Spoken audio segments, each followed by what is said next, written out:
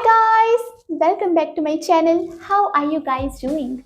I scored 56 marks in my CA Intermediate Law paper. I know decent marks हैं, इसलिए मेरे marks पे कोई कमेंट नहीं करेगा क्योंकि ये मार्क्स मैंने सेल्फ स्टडी से, बिना किसी टीचर की गाइडेंस से मिनिमम स्टडी मटेरियल फॉलो कर कर और ICAI स्टडी मटेरियल को तो मैंने टच भी नहीं करा और बिना कोई सेक्शन नंबर लर्न करे सिक्योर करे हैं। तो इस वीडियो में मैं अपनी A to Z सभी के सभी स्ट्रेटजीज आपको बताने जा रही हूँ, जिन्हें फॉलो करके आपके कम से कम 56 नंबर तो आ ही जाएंगे। और कुछ ऐसी स्ट्रेटजीज भी बताने जा रही हूँ जिन्हें मैंने खुद ने तो फॉलो नहीं करा, बट अगर आप उन चीज़ों को फॉलो करोगे तो आपके ज़्यादा नंबर भी डेफिनेटली आएंगे। So without any further edu, let's get into the video. First of all let's talk about कि मैंने कौन सी फैकल्टी से क्लासेस चूज़ करी थी। तो मैंने इसके बारे में अपनी प्रीवियस वीडियोस में भी बताया हुआ है कि मैंने जहाँ से लॉ की क्लासेस परचेज़ करी थी ना, मुझे उन सर की बिल्कुल समझ नहीं आई। He was a really good teacher, but I think मेरा लर्निंग स्टाइल उनके टीचिंग स्टाइल से मैच नहीं हुआ।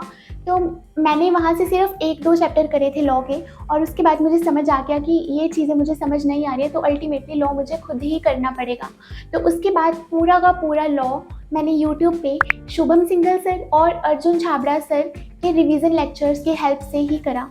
और लॉ के लिए मैं आपको भी यही एडवाइस देना चाहती हूँ कि law is a theory subject. CA intermediate के लॉ में 90% चीज़ें ऐसी हैं जो अगर तुम उसे पहली बार पढ़ोगे ना, तुम्हें वो समझ आ जाएंगी। तो अल्टीमेटली उन चीज़ों को हमें खुद ही लर्न करना पड़ेगा। तो मुझे ऐसे लगा कि यार मैं क्लासेस देखने में टाइम वेस्ट क्यों करूँ, जब मुझे ये चीज़ें खुद ही पढ़कर समझ आ रही हैं और लर्न तो मुझे खुद ही करना पड़ेगा।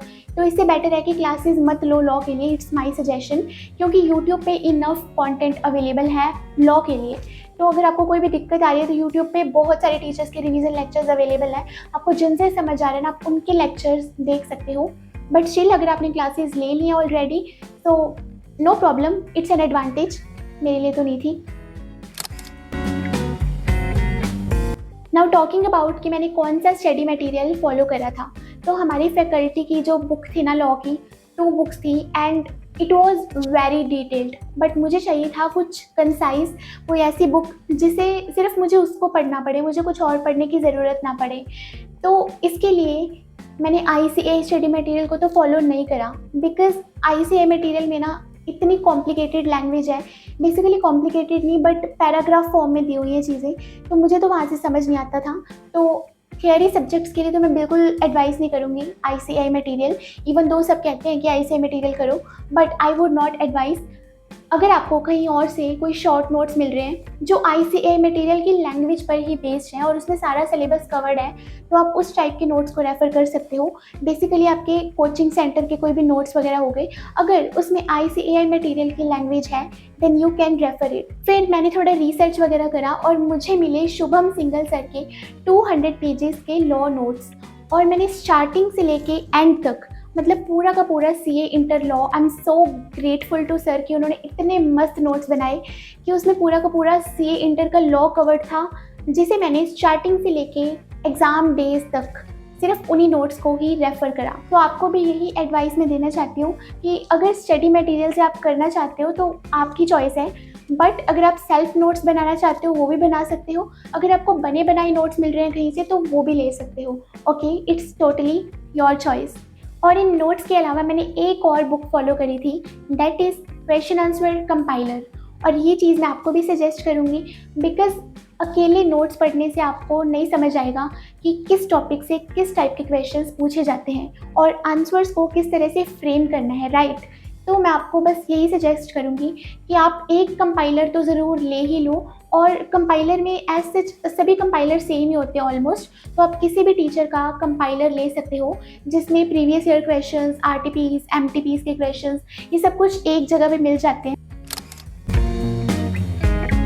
जब मैं अपना फर्स्ट टाइम सिलेबस फिनिश कर रही थी, सो आई रियलाइज वन थिंग कि जब मैं कोई चैप्टर कर रही हूँ ना, तो वो मुझे नोट्स से उतना अच्छे से समझ नहीं आ रहा है, बिकॉज मुझे समझ नहीं आ रहा कि क्योंकि फ़र्स्ट टाइम पढ़ रहे हैं, राइट। तो इतने सारे टॉपिक्स दिमाग में मिक्सअप हो रहे थे और मुझे पता नहीं चल रहा था कि किस टॉपिक पे मुझे ज़्यादा एफर्ट देना चाहिए, किस टॉपिक से ज़्यादा क्वेश्चंस बन सकते हैं। So I followed reverse technique. मैं क्या करती थी, I first use to watch the revision lecture from YouTube. मैंने रिवीजन लेक्चर देखा, उसके बाद instead of reading from notes मैं सीधा वो चैप्टर अपने कंपाइलर से करूँगी। Like I will do its question answer. और जब मैं क्वेश्चन आंसर फिनिश करूँगी ना उस चैप्टर के, तो मुझे खुद ही पता चल जाएगा कि कौन सा क्वेश्चन बार बार रिपीट हुआ था इसमें। और उसके बाद मैं उस चैप्टर को अपने नोट्स से रीड करती थी, और इस बार जब मैं रीड करती थी ना तो मुझे आइडिया हो जाता था कि कौन सा टॉपिक ज़्यादा इंपॉर्टेंट है, और इस बार मुझे समझ भी ज़्यादा अच्छे से आता था। बिकॉज क्वेश्चन आंसर के थ्रू मैंने जब केस स्टडीज़ वगैरह करी तो खुद ही अंडरस्टैंडिंग बन गई कि इस टॉपिक से किस टाइप के क्वेश्चंस पूछे गए थे। तो ये रिवर्स टेक्निक ने मेरे लिए बहुत अच्छे से वर्क करा, और इस तरह से मेरा एक चैप्टर हो जाता था done done done done. Okay, so वो तो हो गई सिलेबस कंप्लीशन की बात। नाउ टॉकिंग अबाउट कि मैंने एक्चुअल में रिवाइज कैसे करा था। सो एग्ज़ाम से पहले मेरी पूरे लॉ की 3 से 4 फुल सिलेबस रिविजन कंप्लीट हो गई थी, और हर रिवीजन में मैंने क्या करा था, वो चैप्टर नोट से भी करा था और कंपाइलर से भी करा था। सो इस तरह से मेरा जो कंपाइलर था वो 3 से 4 बार रिवाइज हो गया था प्रॉपरली। फर्स्ट रिवीजन तो मैंने आपके साथ शेयर कर दी, और सेकंड रिवीजन में मैं क्या करती थी, इस बार मैं पहले नोट्स पढ़ूंगी, उसके बाद आई will do its question answer. तो इस बार मैंने रिवर्स टेक्निक फॉलो नहीं करी, सेकंड रिवीजन में मैंने फॉरवर्ड टेक्निक ही फॉलो करी थी। Apart from this I use to do one more thing, कि जब मैं कंपाइलर से क्वेश्चन आंसर करती थी ना तो उसमें कुछ क्वेश्चंस थे जो रिपीटेड थे, ठीक है। तो मैं क्या करती थी, उन क्वेश्चंस को अपने नोट्स में कुछ इस तरह से क्यू मार्क कर लेती होती थी, इंडिकेटिंग कि कौन से टॉपिक से कौन सा क्वेश्चन कितनी बार पूछा गया है। और इस क्यू मार्क करने का बेसिकली ये पर्पज़ था कि जिस दिन मैं एग्ज़ाम से एक दिन पहले नोट्स को रिवाइज़ करूं तो मुझे पता चल जाए कि इस टॉपिक से 5 बार क्वेश्चन पूछा गया है, तो दैट मीन्स कि मुझे इस टॉपिक पे ज़्यादा फोकस करने की ज़रूरत है। और मैंने एक और चीज़ करी कि I followed the syllabus elimination technique. Like जब मैं कंपाइलर से क्वेश्चन कर रही हूँ, ठीक है, उसमें कुछ क्वेश्चन होंगे जो सेकंड रिवीजन में मुझसे पहली बार में हो जाएंगे, ठीक है, या फिर जो रिपीटेड होंगे, तो मैं उन क्वेश्चंस को कंपाइलर पे ही क्रॉस कर देती होती थी, ताकि नेक्स्ट टाइम जब मैं रिवाइज करूँ तो ये क्वेश्चंस मेरी नज़रों के सामने नहीं आने चाहिए और मेरा टाइम सेव हो। तो इस तरह से सपोज सेकेंड रिवीजन में मेरे कंपाइलर में सपोज चैप्टर 3 में 50 क्वेश्चन हैं, ओके, फर्स्ट रिवीजन में मैंने सभी के सभी क्वेश्चंस करे, सेकंड रिवीजन में मैं उसमें से 20 क्वेश्चंस कट कर दूंगी जो सिमिलर होंगे या जो काइंड ऑफ इजी होंगे, या फिर जिनके लिए मैंने अपने नोट्स पे ऑलरेडी क्यू मार्क कर लिया होगा, क्योंकि जब मैं नोट्स पढ़ूंगी तो मुझे ऑलरेडी समझ आ जाएगा कि इस टॉपिक से क्वेश्चन पूछा हुआ था। और अपनी थर्ड रिवीजन में मैं 10 क्वेश्चंस और कट कर दूंगी। सो इस तरह से अपनी फोर्थ रिवीजन तक मेरे पास कंपाइलर में से ना हर चैप्टर में से सिर्फ 2-2, 3-3, 4-4 क्वेश्चन ही रह गए थे जो मैंने एग्ज़ाम से 10-12 दिन पहले दोबारा से रिवाइज़ कर लिए थे, और इस तरह से मेरा पूरा कंपाइलर थ्रू आउट रिवाइज़ होता रहा। तो इस तरह से मैं आपको कहना चाहती हूँ कि you should reduce your syllabus with every revision, अपना टाइम सेव करने के लिए, अपनी एफर्ट सेव करने के लिए। एक और ट्रिक मैंने फॉलो करी, जब मैं क्वेश्चन आंसर करती थी ना तो सपोज उसमें केस स्टडीज़ हैं, ठीक है, अब उस केस स्टडीज़ में कुछ ऐसे कीवर्ड्स होते थे जिनकी हेल्प से पूरा का पूरा क्वेश्चन आइडेंटिफाई हो जाता था, जिनसे पता चल जाता था कि ये कौन से टॉपिक के बारे में पूछ रहा है। तो मैं उन कीवर्ड्स को अपने नोट्स में हाईलाइट कर लेती होती थी। आई अटैच द पिक्चर्स हियर, जिनकी हेल्प से जब मैं नोट्स से रिवाइज करती थी ना तो मुझे वो कीवर्ड्स जब अलग से आंखों के सामने आते थे तो उनसे पता चल जाता था कि अगली बार इस कीवर्ड से रिलेटेड कोई भी केस स्टडी आई तो मुझे समझ आ जाएगा कि ये कीवर्ड मैंने हाईलाइट करा था, तो मीन्स ये केस स्टडी इस टॉपिक के बारे में बात कर रही है। अब मैं कुछ ऐसी टिप्स शेयर करने जा रही हूँ जिनकी हेल्प से आप लॉ को सिर्फ पढ़ोगे नहीं बल्कि उसे लॉन्ग टर्म के लिए याद भी रख पाओगे। तो उसमें first thing is active recalling. तो आपको क्या करना है, आप जो भी टॉपिक पढ़ रहे हो, सपोज आपने एक टॉपिक पढ़ा, उसमें 5 पॉइंट्स हैं, ठीक है, अब वो सिर्फ पढ़ने के बाद अगले टॉपिक पे मूव ऑन मत कर जाना। आप क्या करो, बुक बंद करो, अपनी आंखें बंद करो और उन 5 पॉइंट्स को अपने दिमाग में रिकॉल करने की कोशिश करो। अगर आप उन 5 पॉइंट्स को रिकॉल कर पा रहे हो then you can move on to the next topic. But अगर एक भी पॉइंट छूट रहा है ना तो दोबारा से उस टॉपिक को पढ़ो और दोबारा से रिकॉल करने की कोशिश करो। आई नो इसमें थोड़ा एफर्ट लगता है बट ट्रस्ट मी, ये जो ट्रिक है ना ये आपको लॉन्ग टर्म तक अपने थियोरी को रिटेन करने में हेल्प करेगी। अपार्ट फ्रॉम दिस मैं ना खुद को ही समझाती थी, because the best way to learn something is to teach it to others. या फिर मैं ऐसे इमेजिन करती थी जैसे मैं एक ऑनलाइन टीचर हूँ और मैं अपने स्टूडेंट्स को पढ़ा रही हूँ, तो इस तरह से मैं ना टॉपिक को समझाने की कोशिश करती थी। और अगर मैं उस टॉपिक को अच्छे से समझा पा रही हूँ, दैट मीन्स वो टॉपिक मुझे अच्छे से याद हो गया है। और अगर मैं उसे अच्छे से समझा नहीं पा रही हूँ, दैट मीन्स मुझे उस टॉपिक को दोबारा करने की ज़रूरत है। और लॉ में ना चीज़ों को याद रखने का इकलौता तरीका है रिवाइज रिवाइज रिवाइज। जितना ज़्यादा हो सके ना चीज़ों को रिवाइज़ करो, do multiple revisions before exams. Because जितना ज़्यादा आप चीज़ों को रिवाइज़ करोगे ना, उतना ज़्यादा ही आप अच्छे से उन चीज़ों को अपने दिमाग में बिठा पाओगे। So not only feed but try to retain the things. और चीज़ों को एक्चुअल में लर्न कैसे करना है, तो इसके लिए create images in your mind. Like अगर आपने कोई टॉपिक पढ़ा, ठीक है, उसमें 5 पॉइंट्स हैं, तो उसमें जो ब्लैक वाले पॉइंट्स हैं ना, हेडिंग वाले पॉइंट्स, उन्हें आप एक दूसरे से कनेक्ट करने की कोशिश करो किसी स्टोरी के थ्रू, या फिर अपने माइंड में कोई इमेजेस के थ्रू, इमेजिनेशन के थ्रू उन पॉइंट्स को आपस में लिंक करने की कोशिश करो, क्योंकि हमारा माइंड इमेजेस को ज़्यादा अच्छे तरीके से याद रख पाता है। लॉ में एक बहुत इंपॉर्टेंट चीज़ है जिसे हम अक्सर मिस कर देते हैं, दैट इज़ रिटन प्रैक्टिस। जब मेरा पूरा सिलेबस फिनिश हो गया था ना, उसके बाद मैंने revision test paper, mock test paper, previous year questions सब कुछ लिख लिख के सॉल्व करके देखा था। और उन मॉक टेस्ट पेपर में मेरी जो भी मिस्टेक्स होती थी ना, मैं उन मिस्टेक्स को अपने नोट्स में राइट डाउन करती होती थी, सो दैट एग्ज़ाम डेज में जब मैं उन नोट्स को रिवाइज़ करूँ तो वो जो मेरी मिस्टेक्स हुई थी ना, वो वाले पॉइंट्स दोबारा से मुझे रिकॉल हो जाएं। और इसमें एक डाउट आता है कि जब हम रिटन प्रैक्टिस कर रहे हैं तो हमें पूरा का पूरा क्वेश्चन ICAI मटेरियल की लैंग्वेज में फ्रेम करना है, या फिर हम खुद की लैंग्वेज भी यूज़ कर सकते हैं। तो लेट मी टेल यू कि लॉ में ना कुछ कीवर्ड्स होते हैं, कुछ लीगल लैंग्वेज के वर्ड्स होते हैं जो आपको एज इट इज़ लर्न करने ही पड़ेंगे। और जब तक आप एग्जामिनर के सामने वो वर्ड्स लिख के नहीं आओगे ना, तब तक आपको मार्क्स नहीं मिलेंगे क्वेश्चन आंसर के। तो आपको वो कीवर्ड्स तो लर्न करने ही पड़ेंगे, बट अपार्ट फ्रॉम दिस जो बाकी का पोर्शन है वो आप अपनी अंडरस्टैंडिंग के बेस पे लिख सकते हो। बट जो कीवर्ड्स हैं, इंपॉर्टेंट वर्ड्स हैं, जो डिफ़िकल्ट वर्ड्स हैं लॉ में, वो आपको एज इट इज़ लिखने ही पड़ेंगे। There is no other substitute. In this part of the video, I'm gonna address your most important and common doubts in law, जो कि कई बार हमारे माइंड में फ्रीक्वेंटली रहते हैं। तो ये पार्ट बिल्कुल भी स्किप मत करना, because this is gonna be very useful. तो अगर आपके दिमाग में आ रहा है कि can I skip any chapter in law, या फिर मैं ABC एनालिसिस करके चल जाऊँ, no you can not do this, क्योंकि ICAI अब 2-3 चैप्टर्स के क्वेश्चंस को कंबाइन करके एक क्वेश्चन देता है। और जो भूले भटके टॉपिक्स हैं ना लॉ में, वो भी पिछले 2-3 अटेम्प्ट से वो एग्ज़ाम्स में पूछे जा रहे हैं। लाइक एग्ज़ाम से एक दिन पहले मैंने लॉ में इंपॉर्टेंट टॉपिक्स को करने पे ज़्यादा फोकस करा था, और कुछ टॉपिक्स थे जिन्हें देख के मैंने कहा ये एग्जाम में आएगा, और वो क्वेश्चन 5 नंबर का हमारे पेपर में पूछा हुआ था। उसके बाद जो रेगरेट हुआ वो अलग।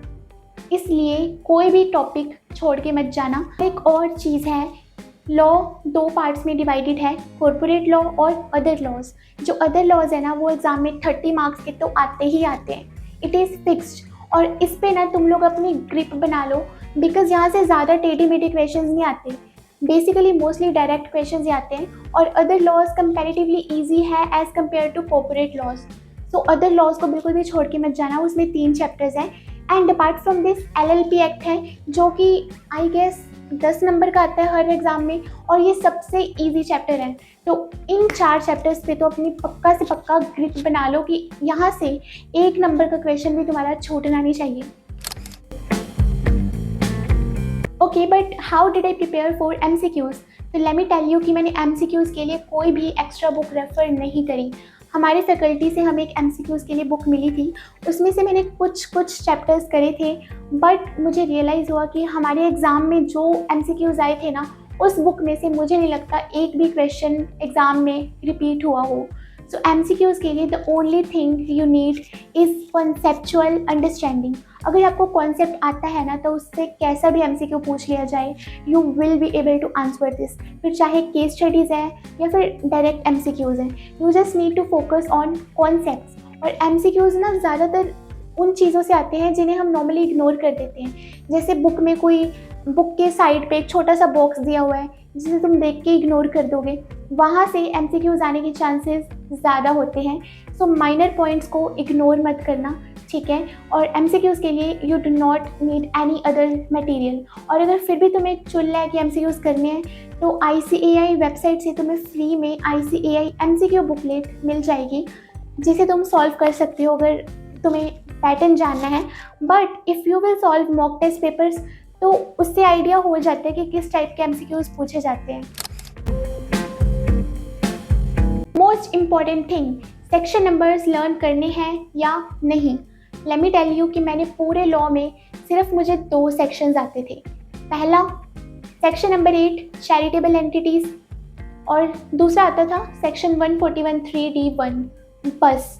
इसके अलावा मुझे तीसरा सेक्शन नंबर नहीं आता, और एग्ज़ाम में तो मैं ये भी लिखना भूल गई थी। तो मैंने पूरे पेपर में एक भी सेक्शन नंबर कोट नहीं करा, और फिर भी आई स्कोर डिसेंट मार्क्स। सी, अगर आप सेक्शन नंबर्स एग्ज़ाम में लिख के आते हो तो डेफिनेटली उसके एडवांटेज ही है, बिकॉज इससे एग्जामिनर इम्प्रेस हो जाते हैं और इसके मार्क्स भी थोड़े से एक्स्ट्रा मिलते हैं। बट अगर आपने गलत सेक्शन नंबर लिख दिया तो आपके पूरे के पूरे क्वेश्चन पे, तो इससे बेटर है कि जब तक आपको 100% श्योरिटी नहीं है, आप सेक्शन नंबर मत कोट करो एग्जाम में। तो अगर आपको ऑल इंडिया रैंक वगैरह के लिए प्रिपेयर करना है तो आपको सेक्शन नंबर्स लर्न करने पड़ेंगे। बट अगर आपको मेरी तरह सिर्फ पास होने से मतलब है, सो सेक्शन नंबर लर्न करने की कोई ज़रूरत नहीं है, बाकी चीज़ें लर्न कर लो, दैट्स इनफ। एक और छोटी सी चीज़ मैं आपको देना चाहती हूँ। जब मैं लॉ को रिवाइज कर रही थी ना, तो उसमें ना मैंने कुछ ऐसे फ्रेजेस आइडेंटिफाई करे, यानी कि कुछ ऐसे सेंटेंसेस जिन्हें हम किसी भी क्वेश्चन में फिट कर सकते हैं उसके कंडीशंस के अकॉर्डिंग। तो उसका स्क्रीनशॉट मैं यहाँ पे अटैच कर रही हूँ। तो इन चीज़ों को भी मैं एग्ज़ाम से एक दिन पहले देख के गई थी, बिकॉज ये जो लैंग्वेज है ना, दिस इज़ लीगल लैंग्वेज। और अगर आप ये वाले वर्ड्स अपने क्वेश्चंस में, अपने आंसर्स में यूज़ करते हो तो it sounds good, it appears good. So आप ये सारे जो सेंटेंसेस मैंने अभी शो करे थे स्क्रीन पे, इनका आप स्क्रीनशॉट ले सकते हो। और ये जो लैंग्वेज है ना, इसे आप क्वेश्चन के अकॉर्डिंग, उसके रिक्वायरमेंट्स के अकॉर्डिंग आप किसी भी अपने आंसर में फिट कर सकते हो। ओके, अब इससे पहले कि तुम वीडियो छोड़ के भाग जाओ, तो मैं एक छोटी सी सलाह देना चाहती हूँ, तो सुनते जाना। सी, मैंने मिनिमम स्टडी मटेरियल के साथ ना मैंने कोई पेड क्लासेस ली, ना ही मैंने एमसीक्यूज़ के लिए कोई बुक ली, ना मैंने कोई सेक्शन नंबर लर्न करा। बट स्टिल अगर मैं ठीक ठाक से मार्क्स सिक्योर कर सकती हूँ तो तुम भी डेफिनेटली कर सकते हो, और इससे ज़्यादा भी सिक्योर कर सकते हो। बट डबल मेहनत करनी पड़ेगी। अगर AIR वगैरह का टारगेट है तो इन्हीं चीज़ों को थोड़ा एक्सेस में करना पड़ेगा, रिविजन्स थोड़ी और बढ़ानी पड़ेंगी, रिटन प्रैक्टिस थोड़ी और ज़्यादा करनी पड़ेगी। बट कोई ऐसा सॉल्यूशन नहीं है कि काटो, घोलो, लगा लो और हो गया काम। रिविजन्स हमें करनी पड़ेंगी, एफर्ट तो करने पड़ेंगे। जितना ज़्यादा रिवाइज हो सके उतना करो, रिटन प्रैक्टिस ज़्यादा से ज़्यादा करो, और ABC एनालिसिस के पीछे नहीं भागना।